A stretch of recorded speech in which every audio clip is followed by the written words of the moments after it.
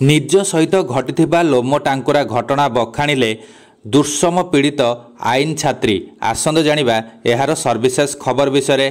गत वर्ष जड़े ट्रेनी डाक्तराणी को हॉस्पिटल रे दुर्सम पर हत्या करा जायथिबार लोम टांकुरा घटना परी पुणी थरे कोलकातार आउ जड़े युवती गण दुर्समर शिकार हेबार अभावनीय घटना सामना को आसी।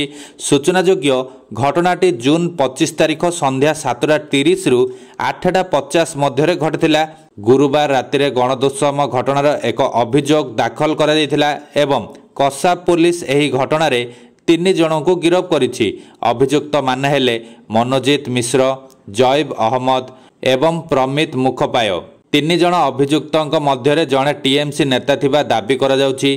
पीड़िता आईन छात्री निज सहित घटिथिबा एही लोम टांकुरा घटना को पुलिस निकट में बखाणी कहिसंती मनोजित मिश्र, जैब अहमद एवं प्रमित मुखपाय मो सहित जोर जबरदस्ती करी ठेली देई हॉकी स्टिक रे पिटी थिले।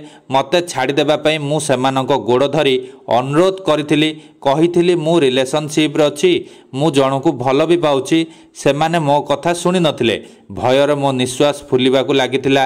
असुस्थ अनुभव हेबारु मु सेमानंको हॉस्पिटल नेबाकू अनुरोध करिथिली, तथापि सेमाने मोर कोनोसी कथा सुनि नथिले। मो प्रेमिक को हत्या करिवे, बापा और माँ को जेल पठाई देबार धमक देई जनक पर जणे मते दुर्सम करथिले। एपरिकी कॉलेज रो मुख्य द्वार को बंद कर देइथिले। गार्ड सबु जानी भी मते सहाय्य करने को असमर्थ थिले। मोर केवल गोटाए अनुरोध, मते न्याय दिया जाऊ।